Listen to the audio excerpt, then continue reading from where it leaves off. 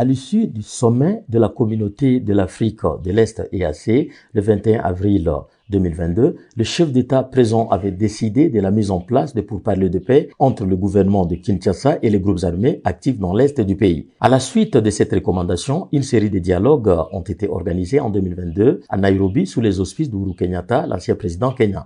Fin mai et début juin 2023, un autre dialogue réunissant 4 groupes armés de l'Ituri a été organisé sous la supervision du général Peter Chirimwami, alors commandant de la 32e région militaire de l'Ituri. À la fin de chacun de ces pourparlers, les groupes armés ont non seulement accepté de renoncer aux violences, mais aussi d'adhérer au programme de désarmement, démobilisation, relèvement communautaire et stabilisation PDRCS. En dépit de ces engagements sur le terrain, les violences se poursuivent. Bonjour et bienvenue dans ce 37e épisode de la saison 3 de Ponajek, la capsule audio de Bouteli et du groupe d'études sur le Congo qui tente d'éclairer l'actualité de la RDC. Je suis Aguenon Achobert, chercheur principal pour les OLE. Nous sommes le vendredi 22 septembre 2023. Il faut rappeler que le processus de Nairobi a été organisé sur fond de la reprise des hostilités du mouvement du 23 mars M23. Mais le gouvernement congolais a exclu des négociations directes avec le M23 tout en décidant de poursuivre le dialogue avec d'autres groupes armés. Lors de la 3e session de pourparlers, fin novembre et début décembre 2022, une feuille de route pour ramener la paix dans l'Est de la RDC et mettre en œuvre le PDRCS a été adoptée. Parmi les groupes armés représentés à ce pourparlers, 3 venaient de l'Ituri, à savoir la Force de résistance pacifique en Ituri, FRPI, la Force patriotique et intégrationniste du Congo, FPIC, et la Coopérative pour le développement économique au Congo, CODECO.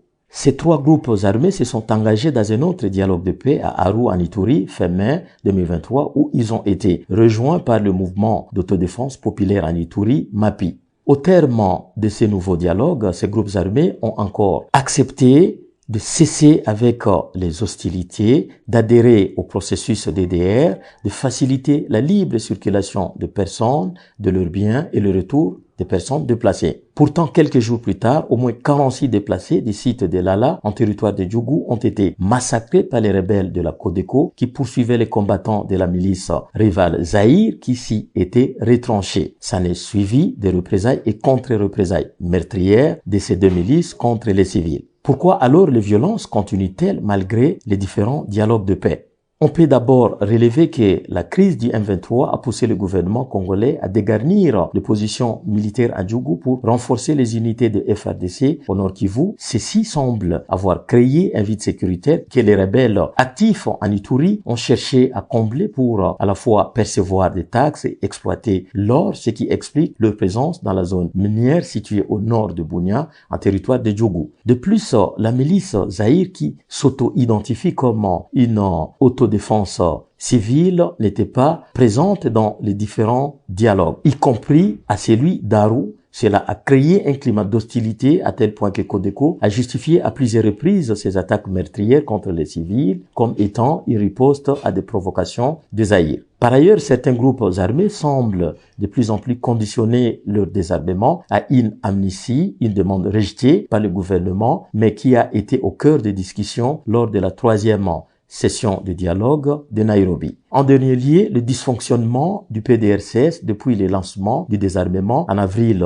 2023 en Ituri, ainsi que la crise de confiance des groupes armés vis-à-vis des responsables du PDRCS n'ont pas favorisé la reddition de nombreux combattants. Au regard du faible succès des différents pourparlers de paix, faut-il changer d'approche? Pour mener à bien le processus de paix en Ituri, il faudrait une approche globale qui doit impliquer également l'amélioration de la capacité opérationnelle de l'armée, une prise en charge adéquate des militaires et une bonne discipline de ces derniers en vue de dissuader les rebelles et, lorsque c'est nécessaire, en les contraignant au désarmement. Il faudrait aussi une justice transitionnelle qui doit se traduire d'une part par le renforcement des cours et tribunaux pour réprimer les responsables des différents crimes et dissuader ceux qui seraient encore tentés d'en commettre. Et d'autre part, par la mise en place d'un programme de reconstruction visant à la fois la restauration de l'autorité de l'État, la création des activités génératrices de revenus et le dialogue intercommunautaire. Vous pouvez rejoindre notre fil WhatsApp en envoyant JEC ou Ebouteli au plus 243 894 110 et 542 chaque vendredi sur votre téléphone. À bientôt.